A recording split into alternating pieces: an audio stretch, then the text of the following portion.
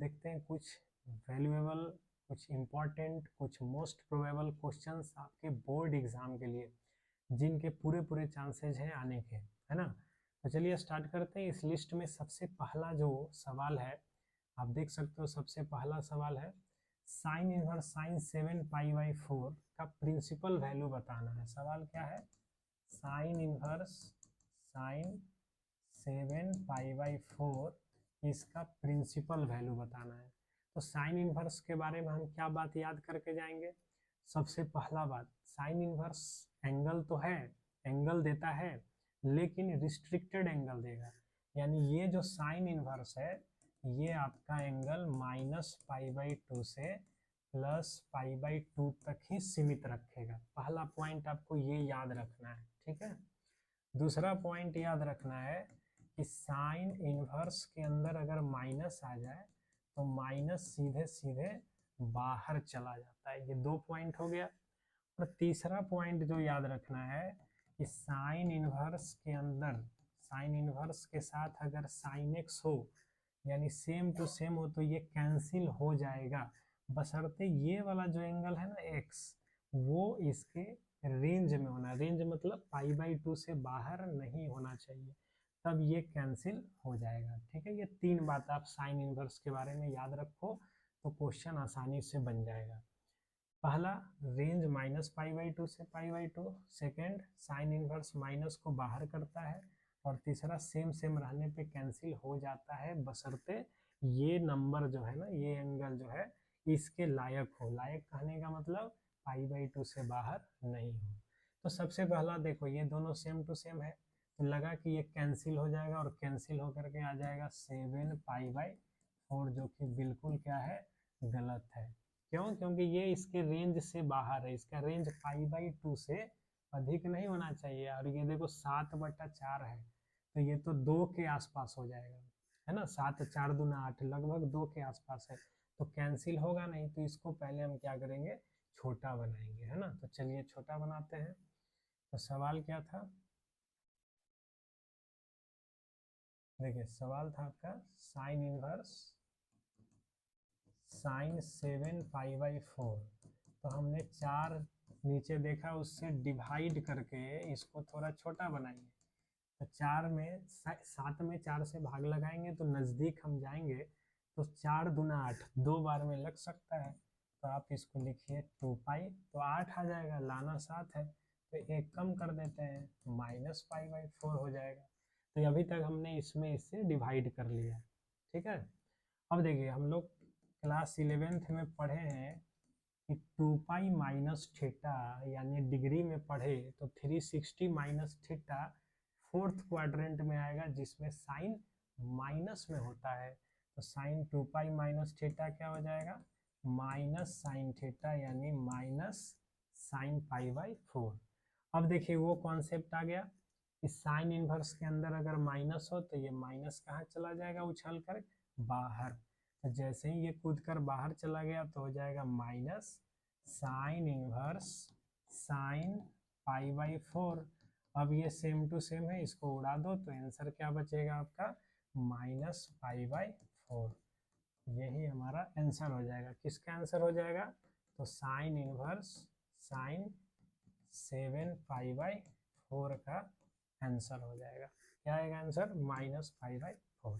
तो ये कॉन्सेप्ट आपको याद रखना होगा, है ना। 2 3 बात जो बताए गए आप उसको याद रखिए। यही 3 बात हम आपको कॉस इनवर्स के लिए भी बता देते हैं। क्या क्या याद रखना है? देखिए कॉस इनवर्स के लिए सबसे पहला, कॉस इनवर्स भी एंगल है लेकिन वो 0 से पाई तक सीमित रहेगा, ठीक है। दूसरा, कॉस इनवर्स जो है वो अगर उसके अंदर हमने माइनस में कोई नंबर रखा तो सीधे सीधे वो बाहर नहीं करेगा, बाहर भी करेगा, साथ में पाई भी लगा देगा। और तीसरा, ये कैंसिल करने वाला इसमें भी चलेगा, बशर्ते ये वाला जो एंगल है इसके लायक हो, यानी 0 से पाई में सीमित हो। तो अब आपसे सवाल पूछा गया कॉस इनवर्स, कॉस बताइए 11π/6 है, ठीक है। 11π/6 इसका जवाब आपको बताना है। क्या होगा, सोच समझ कर बताइए क्योंकि ये कॉन्सेप्ट आ गया तो ये आराम से बना सकते हैं। ठीक है, चलिए अगला सवाल देखते हैं जो इस लिस्ट में है।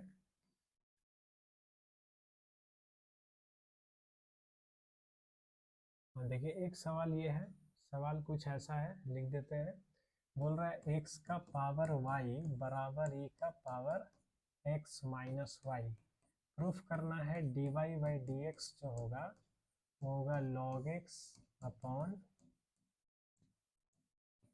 1 प्लस लॉग एक्स का होल स्क्वायर। देखिए ये आपको दिया हुआ है क्या, x का पावर y बराबर e का पावर x माइनस वाई, ये दिया है और हमको dy बाई डी एक्स का वैल्यू इतना लाना है। ठीक है, सबसे पहला इसमें देख सकते हो x का पावर y बराबर e का पावर x माइनस वाई है। पावर वेरिएबल जब रहता है, डेरिवेटिव के चैप्टर में हम लोग पढ़े हैं, जब भी पावर वेरिएबल हो तो लॉग लगा करके उस पावर को हम बाहर लाएंगे, उसके बाद डिफरेंशिएट करेंगे। तो इस सवाल को हम कैसे बना सकते हैं, सबसे पहले हम लॉग ले लेते हैं, दोनों साइड लॉग लिया तो लिख दिया टेकिंग लॉग। जैसे ही लॉग लोगे इसमें तो ये पावर बाहर आ जाएगा, y log x, लॉग लगाएंगे तो x minus y log e। ठीक है, अब देखो यहीं पे सबसे पहला जो हमारा रिजल्ट आया वो है log e। log e का मान क्या हो जाता है 1, है ना, याद होना चाहिए log e का मान 1, log 1 का मान 0। ठीक है, तो log e 1 है तो ये तो आपका खत्म हो गया। बच क्या गया, y log x बराबर y log x बराबर x माइनस वाई। अब हम चाहें तो यहीं पे भी डिफरेंशिएट करके इस रिजल्ट तक पहुंच सकते हैं, या फिर हम देख रहे हैं कि y दो जगह है तो क्यों ना हम उसको एक जगह लाके y का मान निकाल लेते हैं, उसके बाद हम डिफरेंशिएट करेंगे। तो हमने क्या किया, सबसे पहले इस y को इधर लाया तो y log x minus y का प्लस वाई हो जाएगा। अब देखिए इसमें क्या कॉमन है, y बराबर x, तो y का वैल्यू क्या आ गया, x upon 1 plus log x। देखो अब ये हमारा फंक्शन है y बराबर x upon 1 plus log x। अब हम इसको चाहेंगे तो अब हम डिफरेंशिएट जैसे नॉर्मली करते हैं dy by D x you upon v पे, वैसे डिफरेंशिएट कर लेंगे। तो चलिए y है तो इसका हो जाएगा dy बाई डी एक्स बराबर u बटा v पे चलते हैं तो हमने 1 प्लस लॉग x को बाहर रखा, v को बाहर, x का हो जाएगा 1, माइनस का साइन देंगे, अब x को बाहर करेंगे, है ना, ब्रैकेट में 1 है, 1 का 0 plus log x, log x का क्या हो जाएगा 1 by x upon v square, यानी 1 प्लस लॉग x का स्क्वायर।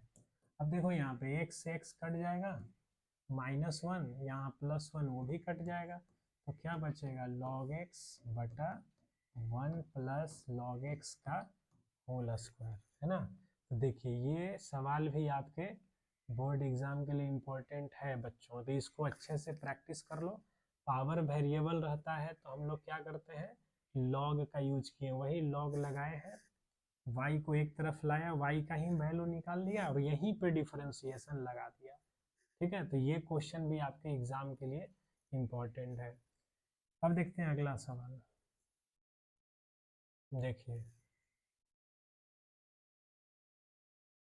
देखिए एक ये सवाल है, सवाल कुछ ऐसा लिख दिया जाए इसको। सवाल है fx बराबर 3x का पावर 4 प्लस 4x क्यूब, बताना है इसका उच्चतम और न्यूनतम मान, यानी इसके मैक्सिमम और मिनिमम वैल्यू पे चर्चा करना है। मैक्सिमम और मिनिमम, कॉन्सेप्ट क्या है मैक्सिमम और मिनिमम का, तो हमारे पास मैक्सिमम मिनिमम का सबसे पहला जो बात याद रखना है कॉन्सेप्ट में, रूल में, वो आपको ये याद रखना है कि सबसे पहले फंक्शन को हम क्या करेंगे, डिफरेंशिएट, उसके बाद हम उसको कर लेंगे 0, और उससे x का वैल्यू निकाल लेंगे, जिसको हम लोग बोलते हैं क्रिटिकल पॉइंट्स, हिंदी में बोलते हैं क्रांतिक बिंदु, क्रिटिकल पॉइंट्स। क्रिटिकल पॉइंट्स में ही कोई पॉइंट मैक्सिमा का होता है, कोई पॉइंट मिनिमा का होता है। तो वो कैसे पता चलता है? तो दो रास्ता है, या तो संख्या रेखा नंबर लाइन पे आप प्लॉट कर लीजिए और इंक्रीजिंग डिक्रीजिंग नेचर चेक कर लीजिए, या दूसरा, अब इंक्रीजिंग डिक्रीजिंग में मान लो ऐसा बन रहा है, तो अगर कोई पॉइंट के पहले फंक्शन ने इंक्रीज से डिक्रीज किया है, इंक्रीज से डिक्रीज, तो उस पॉइंट पे आप पाओगे कि फंक्शन का मैक्सिमम वैल्यू है, और डिक्रीज से इंक्रीज किया तो फंक्शन का मिनिमम वैल्यू है। ये मेथड है। दूसरा मेथड है कि आप डबल डिफरेंशिएशन कर लो, यानी फंक्शन को दोबारा डिफरेंशिएट कर लो और क्रिटिकल पॉइंट को इसमें रख दो। जैसे ही रखा, अगर वो पॉजिटिव आया तो उस पे फंक्शन मिनिमम होगा, निगेटिव आया तो उस पे फंक्शन मैक्सिमम होगा। ये कॉन्सेप्ट है, ठीक है। तो अब इसको हम बनाएंगे कैसे, तो देखिए सवाल पहले समझ लेते हैं। सवाल क्या था? देखिए सवाल है आपका 3x4 प्लस, चलिए सबसे पहला काम क्या करेंगे, डिफरेंशिएट कर लिया जाए। किसको डिफरेंशिएट किया? तो 12x³ plus 12x² minus 24x, 12 का 0। अब इसको हम लोग सिंप्लीफाई कर लें, सब में क्या कॉमन है दिखाई दे रहा है, 12 कॉमन है और x भी कॉमन है, तो क्या हो जाएगा, x² प्लस x माइनस 2 हो जाएगा, है ना। अब देखिए यहाँ पे इसको फैक्टराइज करिए ताकि हम क्रिटिकल पॉइंट्स जीरो करके निकाल सकें। तो 12x है, इसको फैक्टराइज किया तो -2 है, उसको तोड़ के 1 लाना है, तो x माइनस 2 x प्लस 1। तो ये है आपका डेरिवेटिव। इसको अब हमने किया 0 के बराबर, ठीक है। जैसे ही 0 के बराबर करोगे तो x का मान क्या क्या मिलेगा, 0 भी मिलेगा, x का मान 2 भी मिलेगा, x का मान आपको -1 भी मिलेगा, यानी there are total 3 critical points. इन्हीं तीनों क्रिटिकल पॉइंट्स पे we have to check about the maximum and minimum value. तो कैसे चेक कर सकते हैं? तो हमारे पास रास्ता है कि हमने फिर से डिफरेंशिएट कर लिया, या हमारे पास रास्ता है कि हम इंक्रीजिंग डिक्रीजिंग नेचर का यूज कर लिया। तो चलिए यहाँ पे इंक्रीजिंग डिक्रीजिंग नेचर चेक करना आसान होता है, क्योंकि ये पॉलिनोमियल है, तो हम इसको चेक कर सकते हैं, ठीक है। तो चलिए चेक करते हैं। तो देखिए इंक्रीजिंग डिक्रीजिंग नेचर कैसे जाएगा, समझिए बात को। देखिए सबसे पहला हम डेरिवेटिव है इसी के, इंक्रीजिंग डिक्रीजिंग नेचर जो फंक्शन है, ये वाला फंक्शन, इसका इंक्रीजिंग डिक्रीजिंग नेचर डेरिवेटिव के साइन स्कीम पे आएगा, यानी ये जो हमने अवकलन किया है, डेरिवेटिव किया है, उसके ही साइन से तय होगा इंक्रीजिंग और डिक्रीजिंग नेचर। तो सबसे पहले हम क्या करेंगे, नंबर लाइन बना लेंगे। क्रिटिकल पॉइंट्स देख सकते हो, एक -1 है, एक 0 है, एक 2 है। डेरिवेटिव के पास जाएंगे, यहाँ पे 3 फैक्टर है, तीनों में x पॉजिटिव है। देखो ये भी x का कोफिशिएंट प्लस है, प्लस है, प्लस है, बाहर में क्या है, प्लस। तो बाहर में जो साइन होता है सबसे दाहिने साइड में हम उसी को प्लॉट करते हैं। तो बाहर में प्लस है तो यहाँ प्लस हो जाएगा, और अल्टरनेट चलेंगे, माइनस प्लस माइनस। अब देख सकते हो -1 पे पहले फंक्शन डिक्रीज किया है, देख रहे हो, डिक्रीज, और उसके बाद इंक्रीज किया है, तो यानी -1 पे कैसा वैल्यू मिलेगा, मिनिमम, ठीक है। 0 के पहले अब इंक्रीज किया, उसके बाद डिक्रीज किया, तो इस पे 0 पे कैसा वैल्यू मिलेगा, मैक्सिमम। अब ये अल्टरनेट चलेगा, इस पे क्या मिलेगा, मिनिमम। तो यानी कि 2 पॉइंट ऑफ मिनिमम है, मिनिमा है, और 1 पॉइंट ऑफ मैक्सिमा है। तो लिखेंगे ऐसे, local maximum value of fx is equal to, function में मैक्सिमम वैल्यू 0 पे आ रहा है तो 0 रख देंगे, तो एक फंक्शन ये है, इसमें रखेंगे 0, तो x की जगह 0 रखेंगे तो क्या आएगा, 12। यानी फंक्शन का एक उच्चतम मान मैक्सिमम मान 12 आएगा और मिनिमम मान पूछेगा तो क्या करेंगे, मिनिमम मान 2 मिनिमम मान आएगा तो लिखेंगे 1 local minimum value is equal to function में जाएंगे -1 रखेंगे, second other local minimum value क्या आएगा, फंक्शन में जाएंगे अब 2 रखेंगे तो ये तुम रख लो, फंक्शन में जाओ -1 रख लो इसमें, चलो ठीक है। तो इस फंक्शन में जाना है, देखिए अब इस फंक्शन में जाना है और x के जगह क्या रख देना है, -1 तो रख दो। अब इसमें -1 रखोगे तो ये तो 1 हो जाएगा, तो 3 -4 -12 प्लस 12 ये कट गया यानी -1, यानी एक लोकल मिनिमम वैल्यू -1 आएगा। 2 रखना उसी प्रकार से वो भी आपका क्या आ जाएगा, लोकल मिनिमम वैल्यू। तो ये कॉन्सेप्ट है किस चीज़ का, मैक्सिमम और मिनिमम वैल्यू निकालने का, ठीक है। और सवाल देखते हैं इस पे। अब देखिए कुछ सवाल जो है इसमें, देखिए एक और सवाल है डिफरेंशिएशन का, पहले उसको देख लिया जाए। सवाल क्या है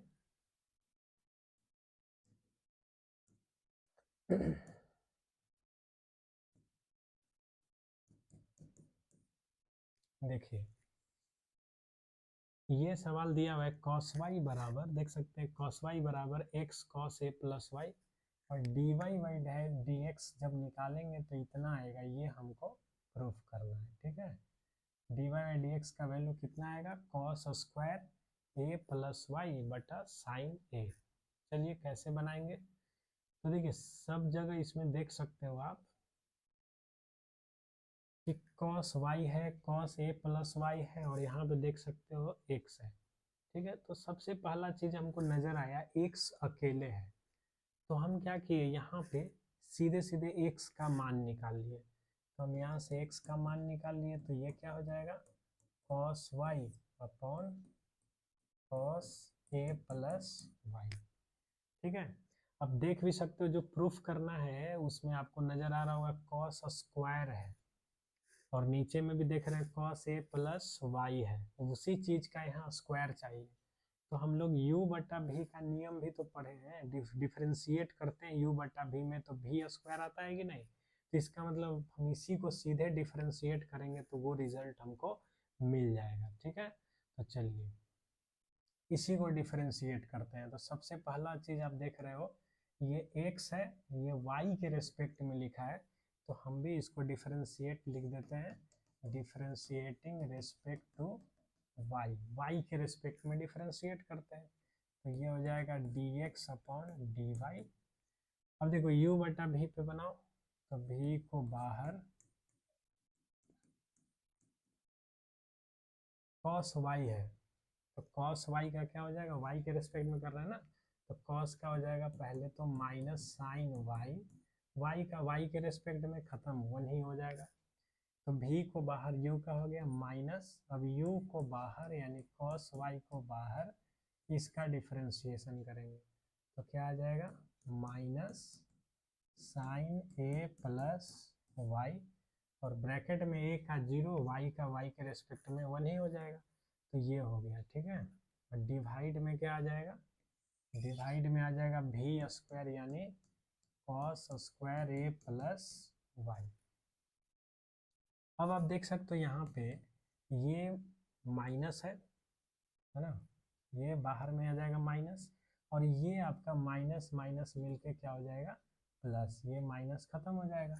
अब ध्यान से देखिए इस चीज को, साइन ए देखो दो तरह का एंगल दिखाई दे रहा है, एक ए प्लस वाई या एक वाई, यहाँ भी देखो ए प्लस वाई और वाई, तो ये किसी न किसी फॉर्मूला की ओर इंडिकेट कर रहा है, देख रहे हो, sine A cos B minus, ये माइनस यहाँ चलाएगा minus cos A sine B, यानी ये जो लिखा हुआ है चार टर्म ये किस पे आधारित है, ये एक फॉर्मूला पे आधारित, कौन से फॉर्मूला पे, साइन ए कॉस बी, देख रहे हो sine A cos B minus cos A sine B is equal to sine A minus B, A का काम A plus Y minus B का काम इसमें वाई कर रहा है, upon cos square A plus Y, D x by क्या है डी वाई।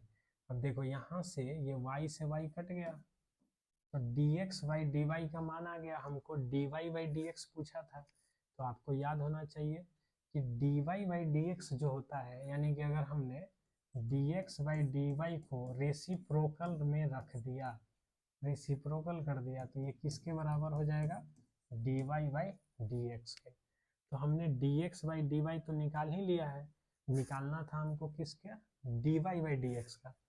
तो हम इसको क्या कर दिया, रेसिप्रोकल, इधर रेसिप्रोकल करेंगे इसका, तो ये D Y by D X आ जाएगा, इसका रेसिप्रोकल करेंगे तो cos square A plus Y ऊपर चला जाएगा और नीचे क्या बचेगा, साइन ए। देखिए यही हमको लाना भी था, देख सकते हो।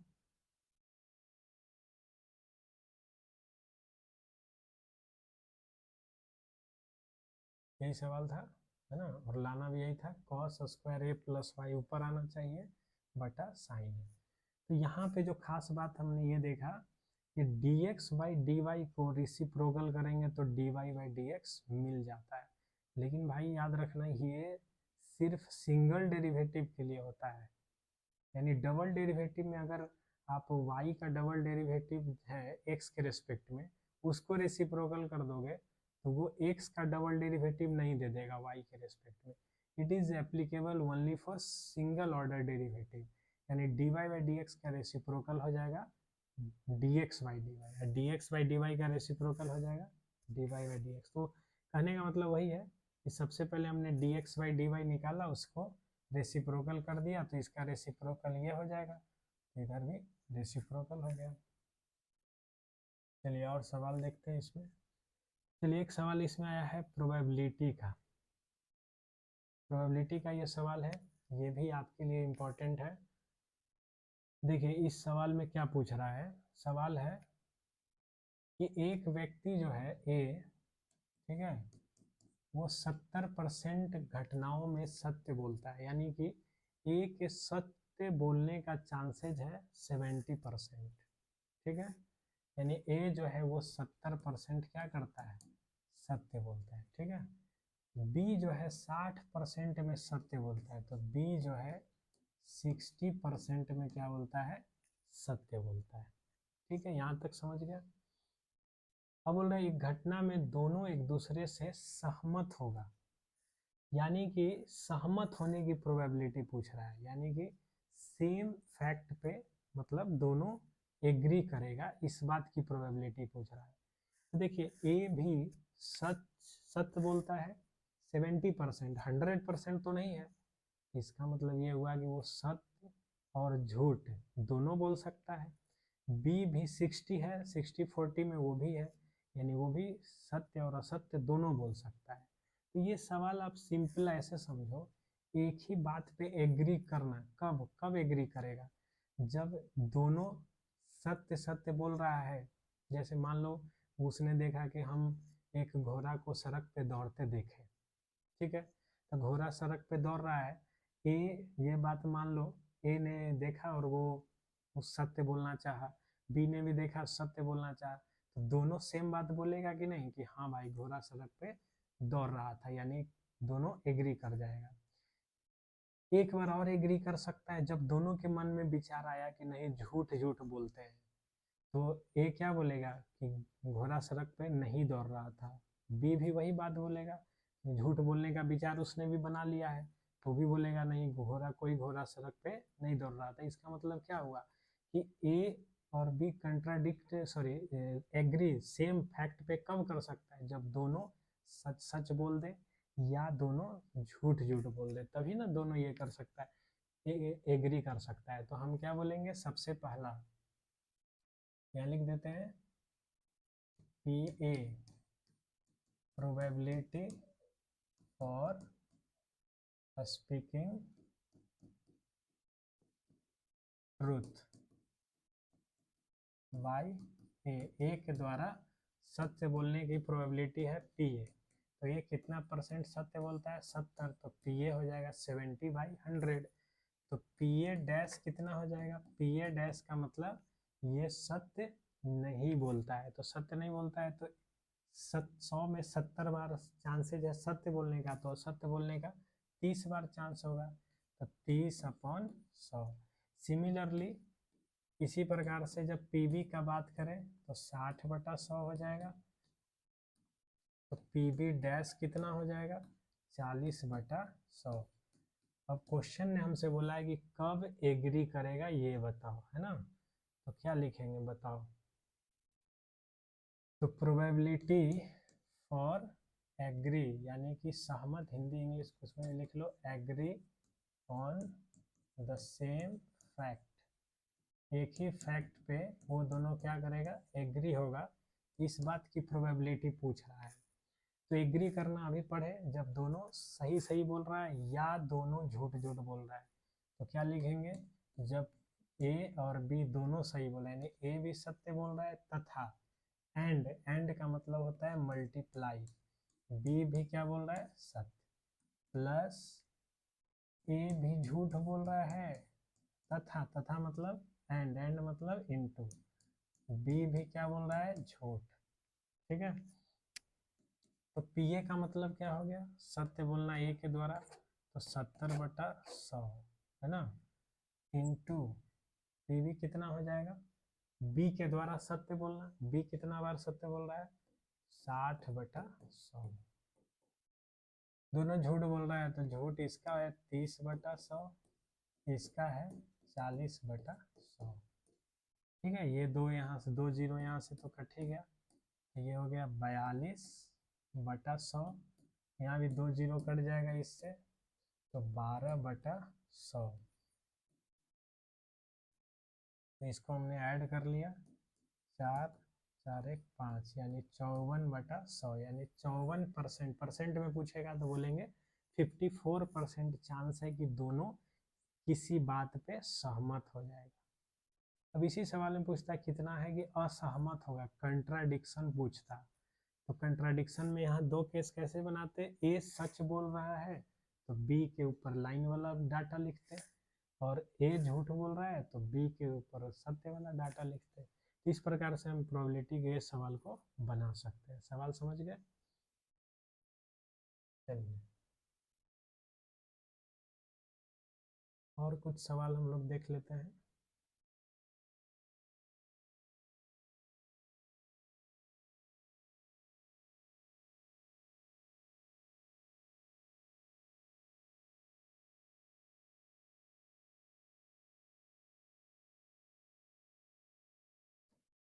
देखिए एक इंटीग्रेशन में भी सवाल, ये दो सवाल इंटीग्रेशन के लिए भी आपके बहुत इंपॉर्टेंट है। दोनों सवाल को देख लेते हैं।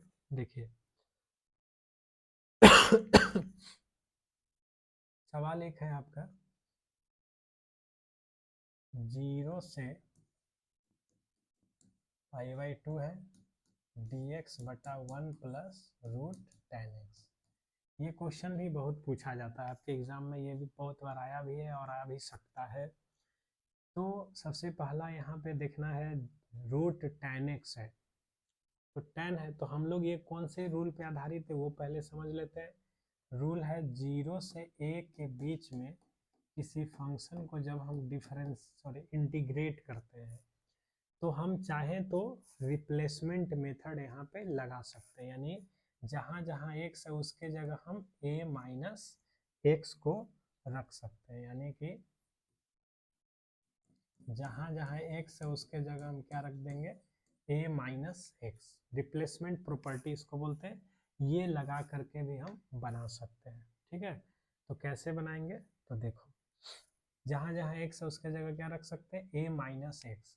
तो अभी अगर तुम a माइनस एक्स रखोगे इसमें तो √10 है तो उससे रूट कॉट बन जाएगा, क्योंकि π/2 माइनस एक्स करोगे तो √10x से रूट क्या बन जाएगा कॉट एक्स। ठीक है, तो अभी ऐसा कुछ रिजल्ट हमको सही नहीं आ रहा है, तो हम क्या किए इसमें, सबसे पहले √10 को साइन कॉस में चेंज कर लिए, है ना। इसको हमने क्या लिख लिया, इसको लिख लिया dx/1 plus √sin x upon √cos x, ऐसा लिख दिया। जब एलसीएम करेंगे तो ये कहाँ चला जाएगा, ऊपर चला जाएगा, तो रूट कॉस एक्स ऊपर चला गया, बटा में क्या बचेगा, root cos x plus root sine x. ये आपका लिमिट है 0 से π/2, इसको हमने बोल दिया आई। अब हम इसको इक्वेशन 1 मान लिए। अब जहाँ जहाँ वो रिप्लेसमेंट प्रॉपर्टी है, जहाँ जहाँ एक्स है उसके जगह a माइनस एक्स रख के बना दो इसको। तो रिप्लेसमेंट प्रॉपर्टी क्या है, जहाँ जहाँ एक्स है उसके जगह a माइनस एक्स। तो देखिए cos x है तो इसके जगह क्या आ जाएगा, π/2 माइनस एक्स। यहाँ भी वही चीज़ आएगा, cos है तो cos a माइनस एक्स यानी π/2 माइनस एक्स। यहाँ साइन है तो साइन π/2 माइनस एक्स। तो ये क्या बन जाएगा, ये आपका बन जाएगा रूट साइन एक्स। ये देखिए ये भी आपका बन जाएगा रूट साइन एक्स, और साइन 90 माइनस एक्स ये बन जाएगा आपका कॉस एक्स। देखिए ये दो रिजल्ट आया है ना। देखिए ये सवाल आपका क्वेश्चन आया था और ये इसको हमने प्रॉपर्टी लगा के ऐसा बना लिया। इन दोनों में देखो कोई फर्क नहीं है, ऑलमोस्ट सेम ही है दोनों का। आप देख सकते हो डिनोमिनेटर जो है सेम टू सेम है, root sine plus root cos. तो ऐसी स्थिति में अगर हम इन दोनों को मिला दें तो ऐड होके अच्छा रिजल्ट देगा, क्योंकि हम दोनों का देख रहे हैं डिनोमिनेटर सेम है। तो हमने क्या किया, इन दोनों इक्वेशनों को हमने जोड़ दिया 1 + 2। ठीक है, तो चलो हम दोनों को ऐड कर देते हैं। तो इसको ऐड करेंगे तो ये क्या बन जाएगा, 2i, है ना। तो 0 से π/2 जैसे ही ऐड करेंगे तो भाई एलसीएम इसका और इसका एलसीएम यही सेम टू सेम रह जाएगा, एलसीएम वही रह जाएगा, root sine x plus root cos x. तो ऊपर भी सेम टू सेम उतर जाएगा, root cos x plus root sine x.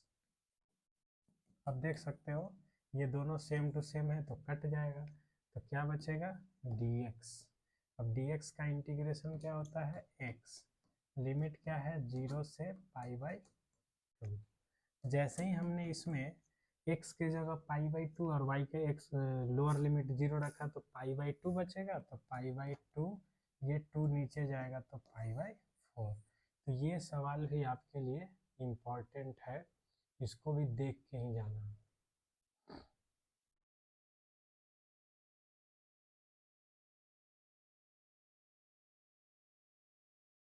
देखिए एक और सवाल है इसमें, सवाल है आपका,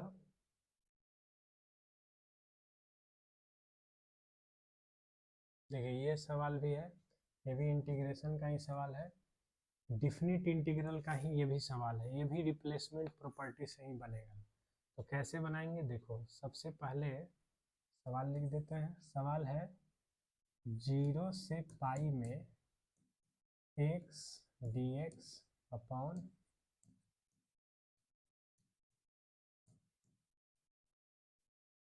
देखिए अब ये सवाल जो है लॉन्ग में आया है कई बार और आ भी सकता है, इसलिए इसको भी पढ़ के जाना। सबसे पहला प्रॉपर्टी पे आधारित है, 0 से a का लिमिट है और देखो ये ऊपर में x आ गया, तो कैसे जान गए प्रॉपर्टी का है, क्योंकि देखो अगर ये x नहीं होता तो हम इसमें cos स्क्वायर साइन स्क्वायर से डिवाइड करके बना सकते थे आराम से। तो सबसे पहले हम प्रॉपर्टी लगा देते हैं, इसको हमने आई बोल दिया। चलो इसको बनाते हैं, इसको हमने क्या बोल दिया, आई।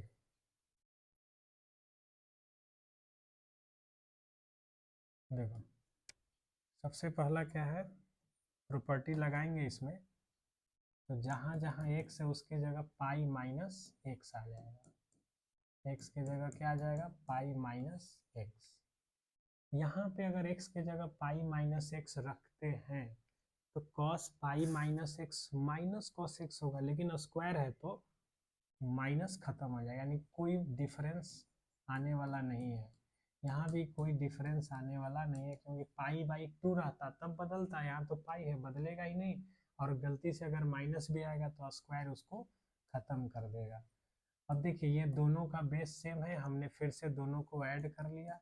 तो ऐड जैसे ही किया तो क्या हो जाएगा, A square cos square X plus B square sine square X. Add करेंगे तो देखो एक्स और एक्स कट जाएगा, क्या बचेगा, पाई डी एक्स। लिमिट है 0 से पाई। अब देखो ये सवाल था, है ना, और यहाँ तक हम पहुँच गए। दोनों में देखो कितना का डिफरेंस हो गया, प्रॉपर्टी लगाने से ये एक्स जो है ख़त्म हो गया। अब क्या करेंगे, देखिए सबसे पहले हम देख रहे हैं ये स्क्वायर है, तो हम एक प्रॉपर्टी ये भी याद रखेंगे कि अगर हमने रिप्लेस किया a माइनस एक्स रखा, सेम टू सेम वही मिल जाए, तो लिमिट को हम आधा कर देते हैं, अब बाहर में 2 लगा देते हैं। तो अब तुम देखो अगर पाई के यहाँ रिप्लेस करोगे तो cos pi minus cos square है पाई माइनस एक्स, तो ये same to same cos square X ही बन जाएगा। उसी प्रकार sine pi minus X sine X ही रह जाएगा, यानी कि अगर अभी भी हम देखें रिप्लेस करके तो सेम टू सेम आ जाएगा। ऐसी स्थिति में जब सेम टू सेम आ जाए तब क्या करते हैं, तब हम लिमिट को आधा कर देते हैं, यानी 0 से पाई बाई 2 लिख देते हैं, ठीक है। और लिमिट को आधा करने के बाद बाहर में 2 लिख दिया जाता है। ये नियम है, कौन सा नियम है भाई, कि अगर आप रिप्लेस किए a माइनस एक्स की या सेम टू सेम आ जाए तो आप लिमिट को क्या कर सकते हो, आधा कर सकते हो और बाहर में 2 लगा सकते हो। तो ये प्रॉपर्टी आप यूज यहाँ पे करोगे। तो देखो यहाँ पे तो हमने यहाँ पे वही चीज़ देखा, रिप्लेस किया जाए तो सेम टू सेम आएगा, तो पाई का हमने क्या बना लिया, पाई बाई 2। ये पाई कांस्टेंट है, इसको बाहर ले आया। ये है आपका A square cos square X plus B square sine square X. अब ये सामान्य इंटीग्रेशन है, अब इसमें आप कौन सा रूल लगाओगे, तो रूल नहीं अगर याद है तो सुन लो अच्छे से, कि अगर डिनोमिनेटर में कॉस स्क्वायर और साइन स्क्वायर दिखाई दे तो आप ऊपर नीचे कॉस स्क्वायर से डिवाइड करके इस क्वेश्चन को बनाओगे। तो अब ये कैसे बनेगा, डिवाइड कर देंगे किससे, कॉस स्क्वायर से। इधर क्या हो जाएगा, 2 से 2 कट जाएगा, तो आई बराबर पाई, कॉस स्क्वायर से डिवाइड करेंगे तो ये हो जाएगा आपका sec square x, cos square से डिवाइड करेंगे तो ए स्क्वायर, ये टेन स्क्वायर हो जाएगा। अब यहाँ से आपको टेन और सेक स्क्वायर दोनों दिख रहा है, टेन का डेरिवेटिव सेक स्क्वायर दिख रहा है, तो आप टी मान लीजिए किसको, टेन एक्स को माने हैं तो डिफ्रेंशिएट कर लीजिए, टेन का हो जाएगा sec square x, d x उधर चला गया, है ना।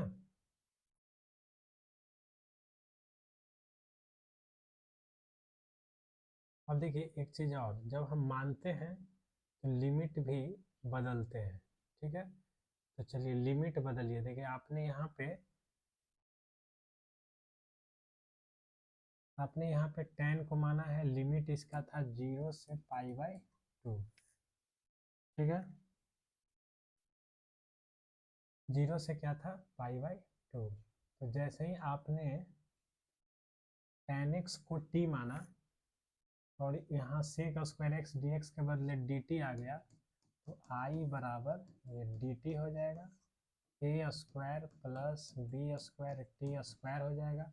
लोअर लिमिट देखिए 0 था, तो एक्स के जगह 0 रखेंगे तो टेन 0 0 हो जाएगा, तो यहाँ भी लोअर लिमिट अभी 0 होगा। पाई बाई 2 रखेंगे तो ये इन्फिनिटी को अप्रोच करेगा, तो इन्फिनिटी हो जाएगा, बाहर में क्या था, पाई। तो अब इसके बाद तो ये आराम से बना सकते हैं, कौन सा फॉर्मूला, ए स्क्वायर प्लस एक्स स्क्वायर। तो पहले बी स्क्वायर को हमने यहाँ से कॉमन कर लिया, तो बी स्क्वायर हो जाएगा 0 से infinity d t upon a by b का स्क्वायर प्लस टी स्क्वायर। अब ये फार्मूला हो गया, कौन सा फार्मूला है ये, A square plus X square. तो ए स्क्वायर प्लस एक्स स्क्वायर का फार्मूला क्या है, देखिए A square plus X square का फॉर्मूला है 1/a tan inverse x by A. 1/a tan inverse x by A किसका फॉर्मूला है? ये फॉर्मूला है dx upon A square plus X square का। तो चलिए 1/a, तो a का काम कौन करेगा? a by b tan inverse x by a, x का काम कौन करेगा? t बाई ए, यानी a बाई बी, बी ऊपर चला जाएगा। अब इसका लिमिट देख सकते हो कहाँ से कहाँ तक था। इसका लिमिट था 0 से इन्फिनिटी। तो चलिए सबसे पहले क्या करेंगे, देखो ये b से ये b कट गया, तो पाई ए बी हो जाएगा। ब्रैकेट में आएगा tan inverse infinity minus T के जगह इन्फिनिटी रखा, tan inverse 0। tan inverse infinity क्या हो जाता है? π/2। tan इनवर्स 0 0, यानी आंसर क्या आएगा? π/2, पाई से पाई गुना होगा तो पाई स्क्वायर 2ab। यही इस सवाल में हमको लाना था। समझ गए क्या किया सबसे पहले? देखो फिर से समझा देते हैं।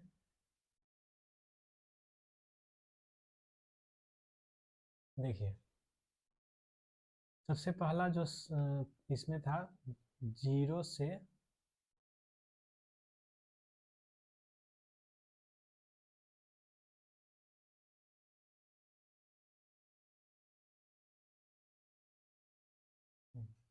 देखिए 0 से देख सकते हो पाई था, 0 से पाई में x dx। तो सबसे पहले हमने क्या लगाया इसमें? प्रॉपर्टी लगाया, जहाँ जहाँ x है उसके जगह पाई माइनस एक्स किया। उसके बाद दोनों को जोड़ा तो x से x कट गया, पाई आ गया। इसके बाद ये प्रॉपर्टी लगाया कौन सा, कि अगर हम रिप्लेस करने पे सेम टू सेम पाते हैं तो लिमिट को आधा कर देते हैं, 2 बाहर निकाल देते हैं। ठीक है, अब इसके बाद ये कॉस स्क्वायर साइन स्क्वायर बच गया, तो इसका रूल है cos square sine square denominator में आए तो कॉस स्क्वायर से डिवाइड करके बनाएंगे। तो हमने कॉस स्क्वायर से डिवाइड किया, tan से का स्क्वायर में बदल गया तो tan को t मान लिया, ये dt हो जाएगा। जब मानते हैं तो लिमिट भी चेंज करना पड़ेगा। लोअर लिमिट इसका क्या हो जाएगा? 0 रखेंगे तो 0, π/2 के लिए इन्फिनिटी। तो ये हो जाएगा आपका ऐसा कुछ। अब इसके बाद ये फॉर्मूला हो गया कौन सा? देखिए ए स्क्वायर, सॉरी, इसके बाद ये फॉर्मूला हो गया A square plus X square पे आधारित। तो ए स्क्वायर प्लस एक्स स्क्वायर का formula 1/a tan inverse x by A. तो उसी पे सेट किए हैं, उम्मीद करते हैं समझ गए होंगे। मेन बात था वहाँ प्रॉपर्टी लगाना। तो चलिए और भी हम लोग एग्जांपल्स देखेंगे अगली वीडियो में, जो आपके बोर्ड एग्जाम के लिए बहुत इम्पोर्टेंट होगा।